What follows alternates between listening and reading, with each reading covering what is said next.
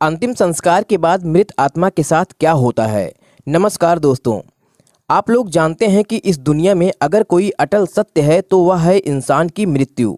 हिंदू धर्म की मान्यता के अनुसार जब किसी व्यक्ति की मृत्यु हो जाती है तो परिजनों द्वारा उसे जलाकर उसका अंतिम संस्कार किया जाता है।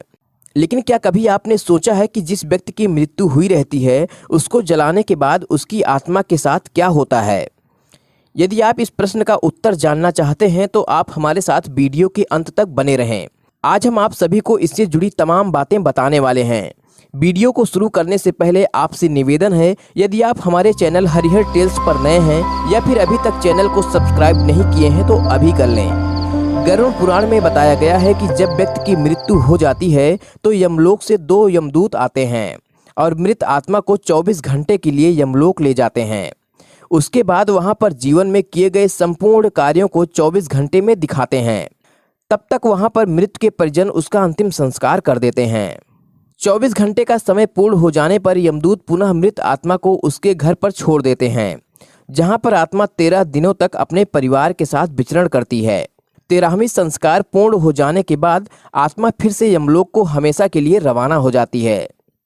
यमलोक में पहुंचने के बाद उसे 3 मार्ग दिखाया जाता है, जो स्वर्गलोक, पितृलोक, नरकलोक है। मृत आत्मा को किस लोक में जाना है या उसके पूरे जीवन में किए गए कर्म पर निर्भर होता है, जिसमें से पहला अर्च मार्ग है, जिसे देवलोक का मार्ग भी कहते हैं। दूसरा धूम मार्ग है, जिसे पितृलोक का मार्ग कहते हैं।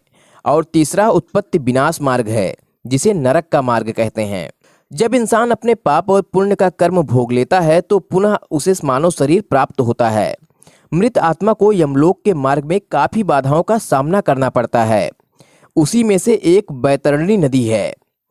गरुड़ पुराण में बताया गया है कि जो पुण्य आत्मा होती है वो इस बैतरणी नदी को आसानी से पार कर लेती है, जबकि जो पापी आत्मा होती है वो नदी की यातनाओं को सहते हुए आगे जाती है। गरुड़ पुराण में एक कहानी मिलती है कि एक बार पक्षीराज गरुड़ श्री हर से पूछते हैं कि हे प्रभु, मृत आत्मा का बैतरणी नदी से क्या संबंध है और उसे इसकी सजा क्यों भुगतनी पड़ती है? उत्तर के रूप में श्रीहर गरुड़ से कहते हैं, हे पक्षीराज, बैतरणी नदी उबलते घी के समान है, जिसमें कीड़े मकोड़े, कटीले जानवर, सांप, बिच्छू, घड़ियाल आदि विभिन्न प्रकार के दर्द देने वाले जानवर होते हैं। जो पापी आत्मा होती है उसे यह सब सहन करना पड़ता है। पापी आत्मा को बैतरणी नदी के 12 सूर्य की गर्मी से उबलते जल में रोते, चिल्लाते और कराहते हुए जाना पड़ता है। जब आत्मा यह दर्द सहन नहीं कर पाती है तो रक्त रूपी जल में डुबकी लगाने लगती है। जो लोग पाप किए होते हैं उन्हें ही ये सजा भुगतना पड़ता है। जो पुण्य आत्मा होती है उसे स्वर्ग की प्राप्ति होती है और वहां पर सुख सुविधाओं के साथ रखा जाता है। गरुड़ पुराण में वर्णन मिलता है कि जो व्यक्ति पुण्य का काम किए रहते हैं उन्हें यमराज स्वयं स्वर्ग के द्वार तक छोड़ जाते हैं और अप्सराएं उनका फूलों से स्वागत करती हैं। उसी जगह पर जो लोग केवल अपने बारे में सोचते हैं और बुरे कर्म करते हैं उन्हें नरक में स्थान प्राप्त होता है। गरुड़ पुराण में कई प्रकार के नरक का वर्णन मिलता है। अलग अलग पाप कर्म के अनुसार नरक में भेजा जाता है। इतना ही नहीं, गरुड़ पुराण में आंघत मत श्रम नर्म का जिक्र किया गया है।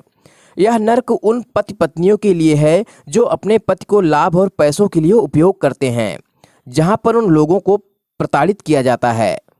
वहीं वह दूसरा नरक तामिश्रम नरक है। यह नरक उन लोगों को मिलता है जो दूसरों का हिस्सा हड़प कर जीवन बिताते हैं। ऐसे लोगों को उस नरक में तब तक मारा जाता है जब तक वे बेहोश न हो जाएं। होश में आते ही फिर से उन्हें प्रताड़ित किया जाता है।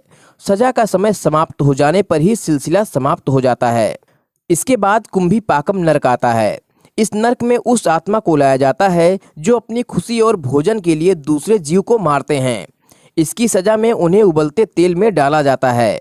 असिता पत्रम नरक में उन लोगों को लाया जाता है जो अपने कर्तव्यों को सही से नहीं निभाते हैं। इसकी सजा में उन्हें तब तक चाकुओं से मारा जाता है जब तक वह बेहोश न हो जाएं। उसके बाद होश आने पर फिर से मारा जाता है। अगला हमारा कलासूत्रम नरक आता है।